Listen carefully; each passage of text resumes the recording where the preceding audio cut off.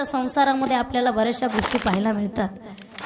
संसारातले सिद्धांत कळाल्याशिवाय माणूस आळंदी पंढरीला जात नाही। संसारामध्ये विश्वास नाही।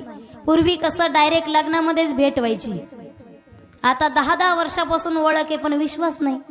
ती मित्राला विचारते, खरोखरच तुम्ही त्या गावाला आहे का? फार अवघड आहे, कोणतंही क्षेत्र असू द्या। आता आमचे एक महाराज 2 सप्ते करून घरी गेले। आता हे सगळे आमचे महाराजांचे मित्र आहेत, वयस्कर आहेत, त्यामुळे मी बरंच आखडतं घेतलं माझं फार।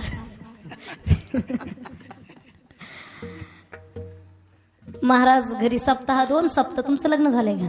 नाही ना, थोडं ऐकून सोडून द्या तुम्ही, बाकी मनावर घेऊ नका काही। 2 सप्ताह केले महाराजांनी, घरी गेला। आणि घरी गेल्याच्या नंतर आता बायको गेल्याबरोबर पहिली बॅग उचकते कपडे धुण्यासाठी, पांढरे कपडे, दुसऱ्या सप्त्याला जायचं असतं ना। बॅग काढली बायकोनी, त्याच्यामध्ये 2 सप्ताह करून आलेले महाराज, पण एकच नारळ।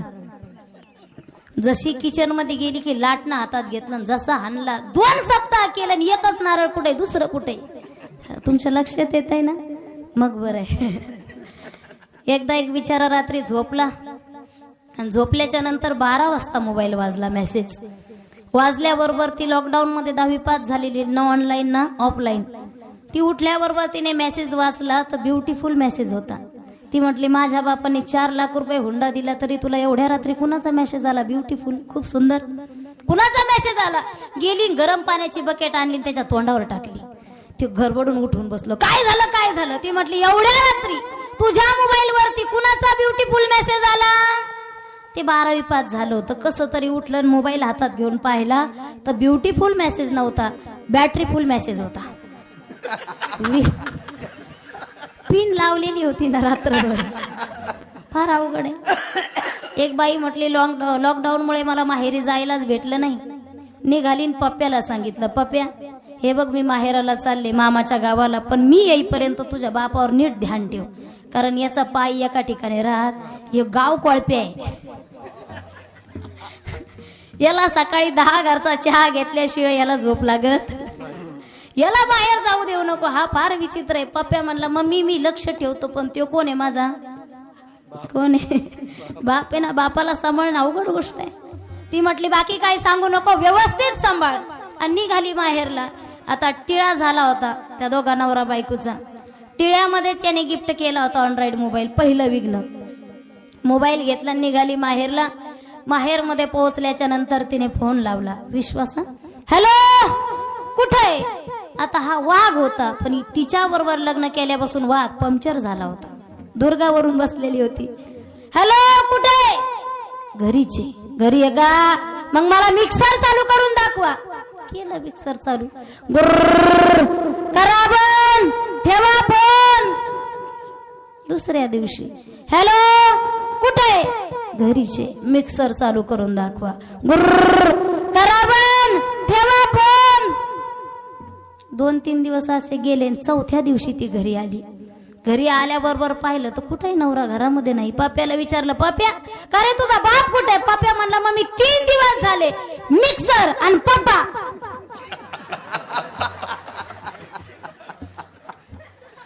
घरी आले, असं आहे, कोणत्याही गोष्टीचा पुरावा नसेल तर माणसं विश्वास ठेवत नाही। पुरावा पाहिजे प्रत्येक। कसं सांगणार विश्वास देऊन? पुरावा नसेल तर माणसं विश्वास ठेवत नाही। एका गावामध्ये पंच कमिटीने मीटिंग घेतली आणि मीटिंग मध्ये सांगितले, हे बघा आजही आपल्याला काही काही ठिकाणी शासनाने 12-12 हजार रुपये प्रत्येक घराघरामध्ये दिले। कशा करता दिले? तू अहो शौचालय म्हणा, शौचालयासाठी दिले नाही का? तरी सुद्धा माणसं बाहेर जातात आणि त्या शौचालयामध्ये बकऱ्या बांधतात। त्या सरकारला काय बकऱ्याचा प्रश्न पडला होता का त्या कुठं जातील रात्री? गावामध्ये मीटिंग घेतली पंच कमिटीने, सांगितलं आजपासून शौचालय जर कोणी बाहेर गेलं तर त्या ठिकाणी त्याला 5,000 रुपये दंड आणि 1 महिना जेल होईल। मीटिंग मध्ये तालुक्याचे PSI 2-3 पोलीस लोक होते। मीटिंग झाली। मीटिंग झाल्याच्या नंतर एक जण उठलं आणि तुमची कमान आहे का गावाच्या बाहेर? त्या गावाच्या बाहेर रोडवरती शौचालय जाऊन बसलं। पोलिसाची गाडी तिथूनच चालली होती. PSI ने पाहिलं, काय मूर्ख माणूस आहे.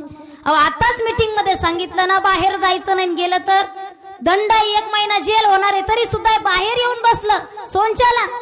2 जण उतरा म्हटले खाली. 2 पोलिसांना सांगितलं आणि पोलीस लोक उतरले. म्हणे जा त्याला घेऊन या म्हणे, दोघे हात धरा आणि त्याला घेऊन या गाडीमध्ये टाका. 2 पोलीस गेले आणि त्याचे दोन्ही हात धरले, दोन्ही कोण, आणि चल गाडीमध्ये. ते येडं काय म्हणतं माहितीये का, ते म्हटलंय बघा तुम्ही मला पकडून नेणार, उद्या जेलमध्ये ठेवणार, परवा दिवशी तुम्ही मला कोर्टात नेणार आणि कोर्टामध्ये गेल्याच्या नंतर तुम्हाला न्यायाधीश विचारेल याचा गुन्हा काय, तुमच्याकडे पुरावा काय. म्हटलं मग पुरावा तरी घ्या ना. म्हटलं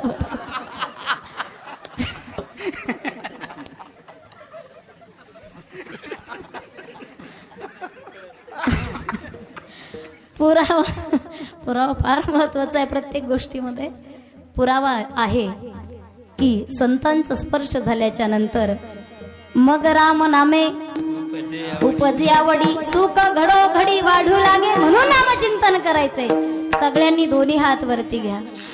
या ठिकाणी बरेच तरुण आलेले आहेत की त्यांना मुंडे साहेबांचा पवडा ऐकायचा आहे की नाही, आहे की नाही. तुमचे मला माझं मानसशास्त्र चांगलं आहे थोडस. घेतले सगळ्यांनी दोन्ही हात वरती. वा मागचे राहू द्या, तासभर असेच. आता किती गोड दिसता तुम्ही, पहा. कॅमेरा फिरवा दादा त्यांच्याकडे. विठोबा रखुमाई,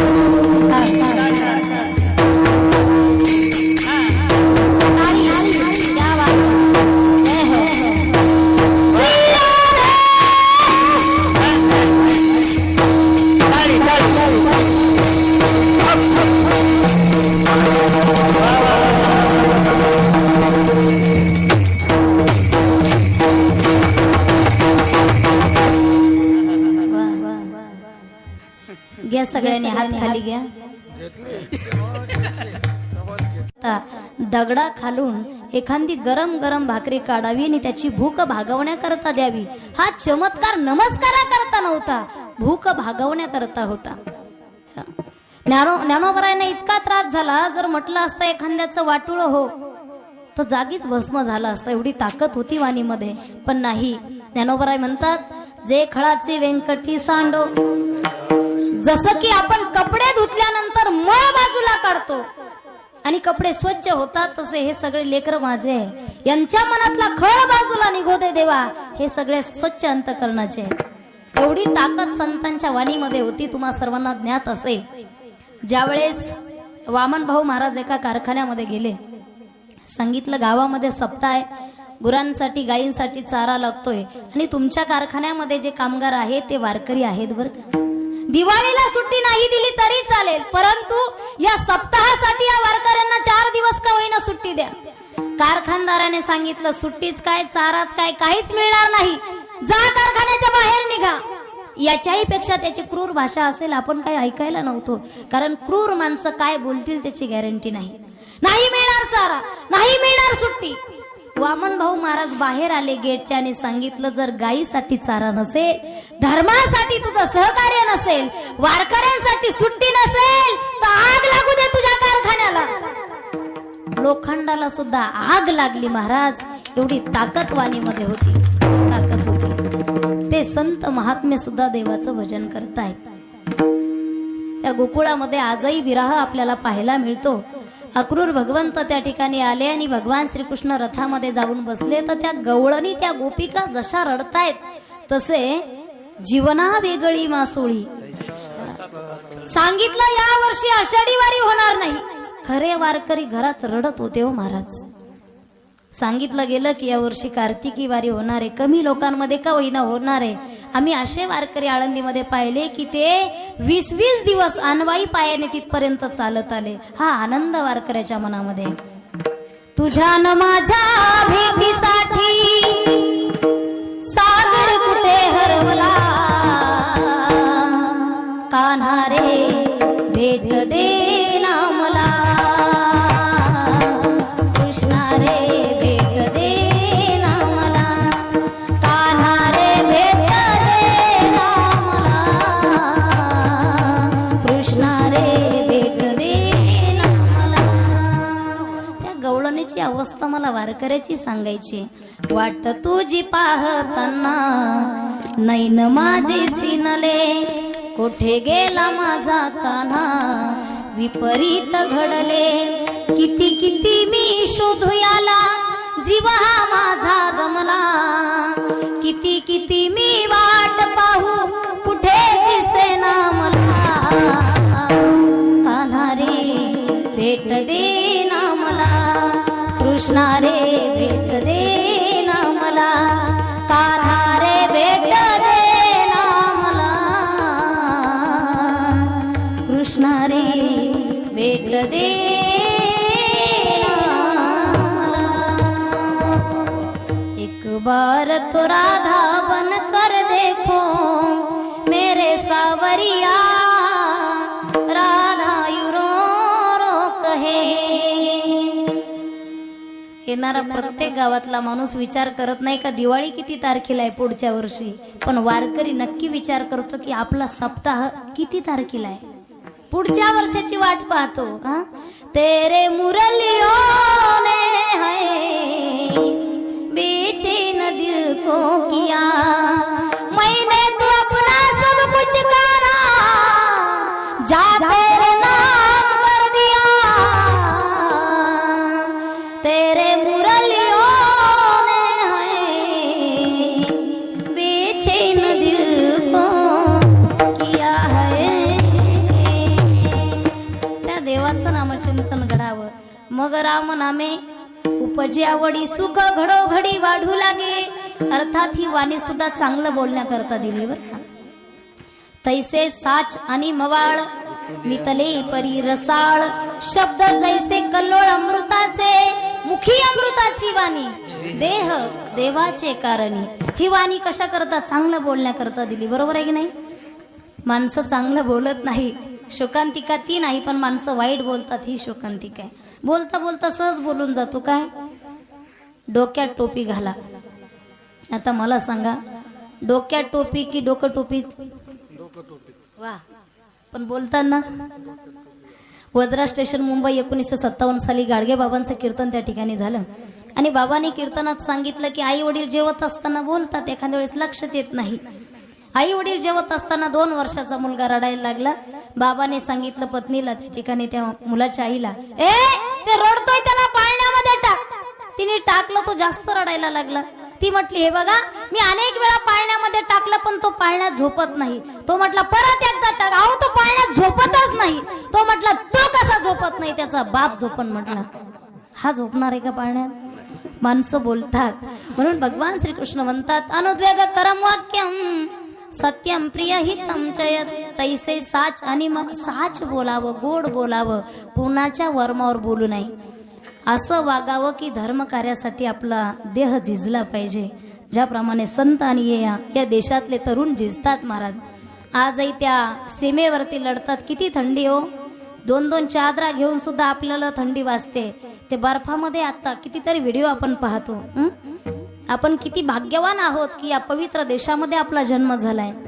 जहाँ डाल डाल पर सोने की चिड़िया करती है बसेरा, ओ भारत देश है मेरा, ओ भारत देश है मेरा, ओ भारत देश है मेरा, ओ भारत देश है मेरा. या भारत देशामध्ये आपण राहतोय. आजही कोरोनाची परिस्थिती आहे. कितीतरी डॉक्टर त्या ठिकाणी या कोरोनाची लढाई करताना गेले महाराज. कितीतरी नर्स गेल्या. असे जवान आम्ही पाहिलेत. या देशासाठी लढताना आम्ही पाहिले, देशासाठी मरताना आम्ही पाहिले, असे आगळे जग वेगळे ए भारतीय जवान, देशासाठी लढताना आम्ही पाहिले, देशासाठी मरताना आम्ही पाहिले. त्यामध्ये एकमेव नाव ज्यांचं येतं आणि नेहमी हृदयातून असं वाटतं की त्यांच्यासाठी गायलं पाहिजे, म्हटलं पाहिजे. तुम्ही युट्यूबला ऐकलं असेल, मी नेहमी गात असते आणि मुंडे साहेबांबद्दल बोलत असते. त्याचं कारण असं आहे की तुम्हाला ज्ञात असेल किंवा युट्यूबच्या बाहेरचे काही माणसं या ठिकाणी आहे. 99 साली माझ्या वडिलांचं घर जळालं होतं बरं का दादा, आणि अक्षरशः अत्यंत वाईट परिस्थिती. पण एवढ्या वाईट परिस्थितीमध्ये माझे वडील एका महाराजांना घेऊन मुंबईला माननीय गोपीनाथरावजी मुंडे साहेब यांच्या बंगल्यावरती गेले. साहेबांची मोठी कृपा आहे आमच्या कुटुंबावरती की साहेबांनी त्यावेळेस आम्हाला राहण्यासाठी घरकुल आणि 10 एकर शेती दिली. कारण वडिलांची अवस्था अशी होती, साक्षात तुकोबर आहे, 100 एकर जमीन जाईपर्यंत काहीच बोलणे नाही. 1962 साली माझ्या वडिलांची जोग महाराज संस्था सुटली, काहीच बोलायचं नाही, पण साहेबांनी घर दिलं. पण जेव्हा मी कीर्तनकार झाले, या स्टेजवरती या धर्म मंडपामध्ये आले, त्यावेळेस माझं अंतकरण मला बोलू लागलं की आपण बोललं पाहिजे, सांगितलं पाहिजे.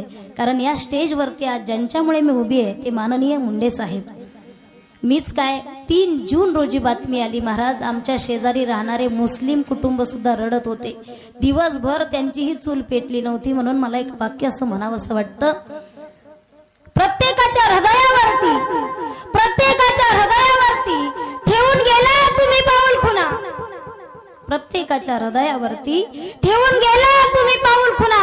सांगा ना हो मुंडे साहेब, सांगा ना, तुम्ही येणार का पुन्हा, तुम्ही येणार का पुन्हा, तुम्ही येणार का पुन्हा.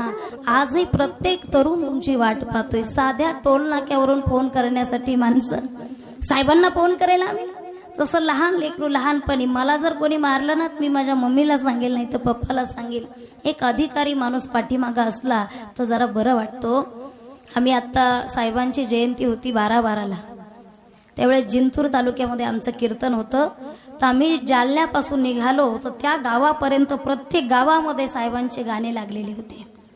मग प्रत्येक गावात काही भक्त नव्हते, पण प्रत्येक गावामध्ये निष्ठावंत भक्त होते महाराज, निष्ठावंत. वैरीच नाही कोणीच, वैऱ्याला सुद्धा जवळ घेऊन चांगली समजूत देण्याचं काम त्या ठिकाणी साहेबांनी केलं होतं. प्रत्येक गावात एक सुंदर गाणं लागलेलं होतं, तलवारीचं ते गाणं असेल, पण मी एक आणखी दुसरं ऐकलं होतं. गोपीनाथ गडावर दिवा जळतो तुपाचा, गोपीनाथ गडावर दिवा जळतो तुपाचा,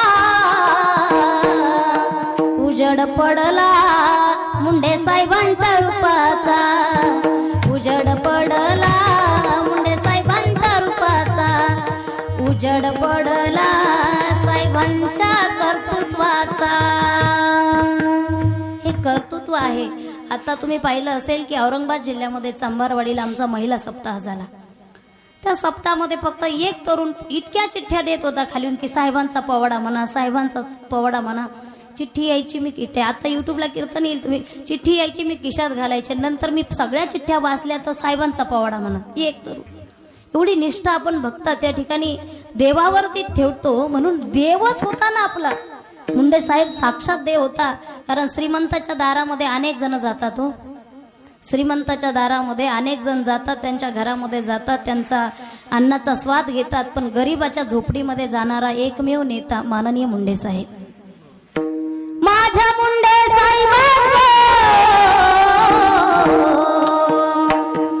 माझ्या मुंडे साहेबांचं नाव गाजत जगात,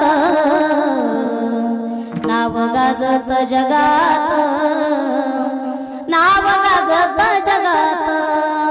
होता गरीबाचा नेता, दिन दुबळ्याचा दाता, होता गरीबाचा नेता, दिन दुबळ्याचा दाता. पण त्यांचं जीवन अशी संघर्षाची कथा, हो अशी संघर्षाची कथा. नाव गाजल जगात, नाव गाजत जगात, नाव गाजत जगात. होती गरिबीची जाण देवासारखा होता मान, होती गरिबीची जाण देवासारखा होता मान. गड आला पण आमचा सिंह गेला, असं गाजल महाराष्ट्रात. ओ नाव गाजत जगात, नाव गाजत जगात, नाव गाजत जगात, नाव गाजत जगात, नाव गाजत जगात, नाव गाजत जगात. माझ्या मुंडे साईबाबा, माझ्या मुंडे साईबाबा, नाव गाजत जगात, नाव गाजत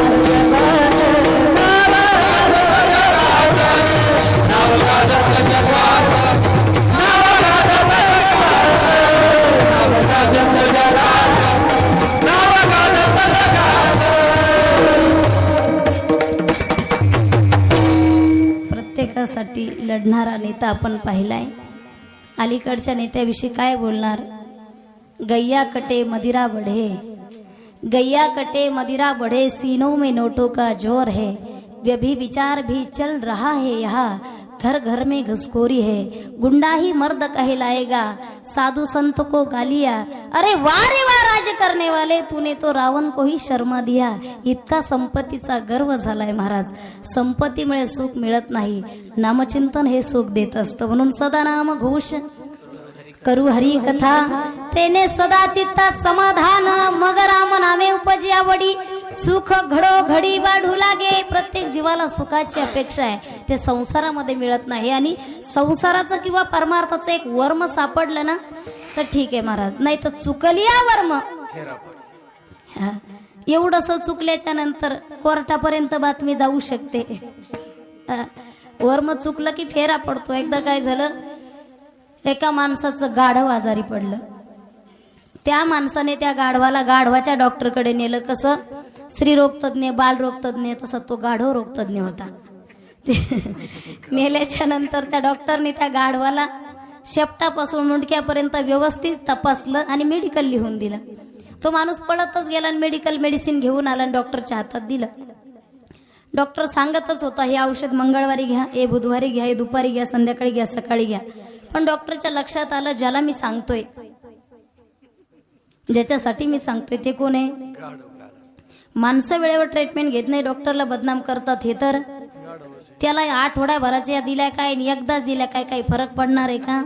काही नाही. डॉक्टरने असा मोकळा पाईप आणला आणि त्या मोकळ्या पाईप मध्ये त्या गाढवाचं सगळं मेडिकल ठासून ठासून भरलं आणि तो पाईप, त्या पाईपाचं एक तोंड गाढवाच्या तोंडात दिलं आणि दुसरं तोंड स्वतःच्या तोंडात घेतलं. आता डॉक्टर इकून फुकणार आणि मेडिकल गाढवाच्या तोंडात जाणार. पण तेवढ्यात गाढवानीच तिकून फुकलं, सगळं मेडिकल डॉक्टरच्या पोटात गेलं. बिचारा येरोड्याला आहे. म्हणून अंतकरणापासून परमार्थ करणं हे परमार्थाचं वर्म आहे. कंठी प्रेम दाटे, नैनी नीर लोटे, हृदयी प्रगटे रामरूप आणि शेवटच्या चरणात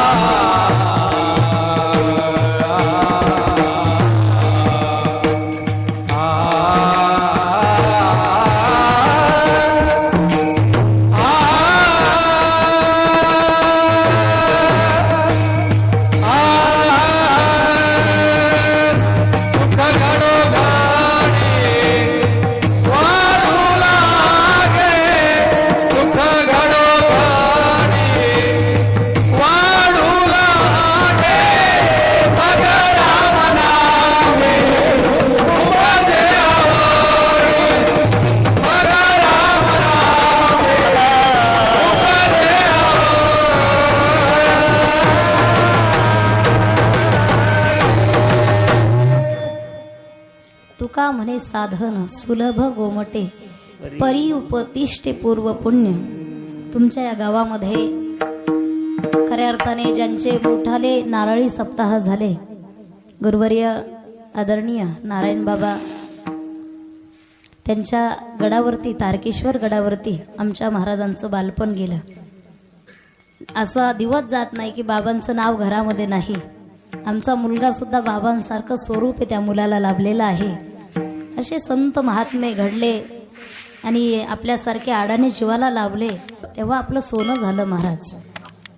जगामध्ये कपड्याने पैशाने झालेले संत आपल्याला पाहायला मिळतात. मोठ्या मोठ्या अंगठ्या हातामध्ये घालणारे संत ओळखायचे कसे, हा एक महत्वाचा मुद्दा झालाय जीवाला. एका कार्यक्रमामध्ये आम्ही गेलो होतो, माझं कीर्तन होतं आणि त्यांचा दर्शन सोहळा होता. महाराष्ट्रातला नव्हता तो कार्यक्रम. कीर्तनाकडे लक्ष नाही, तिकडे हळद उधळणं चालू. असे कार्यक्रम आहेत की अजून काही जीव कुठंतरी वेगळ्या स्थितीमध्ये आहे. संत कसे ओळखायचे? एका राजाची परीक्षा घेतली होती एका फुलवाल्या माळीवाल्या दादाने राजाची परीक्षा घेतली.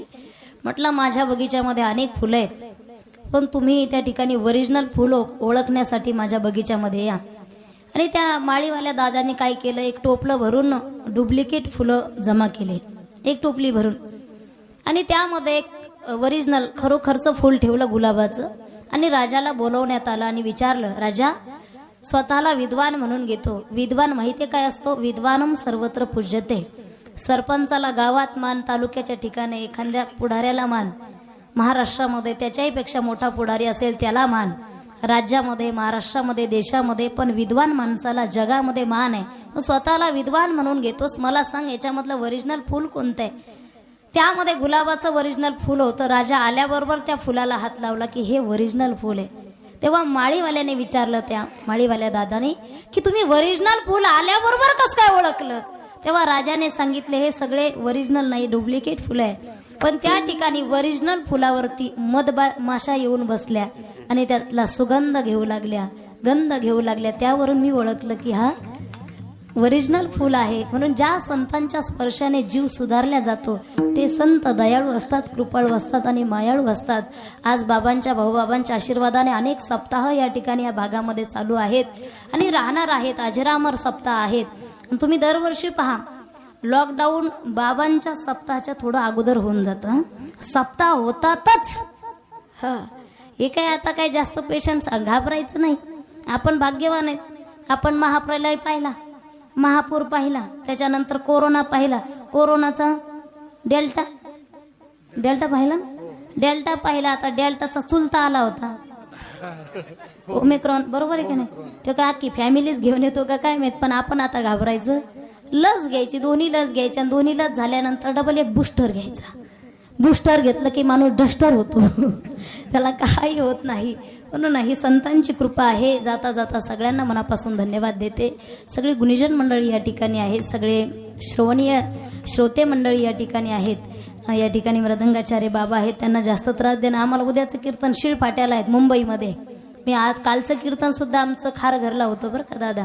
आपला भाग तर आपलाच भाग आहे, काही टेन्शन घ्यायचं नाही. फक्त थोडीशी काळजी घेत जा. शहराला गेल्याच्या नंतर प्रसाद खाऊन या, प्रसाद घेऊन येऊ नका बाकी तुम्हाला टेन्शन नाही. जाता जाता पुनश्च एकदा धन्यवाद.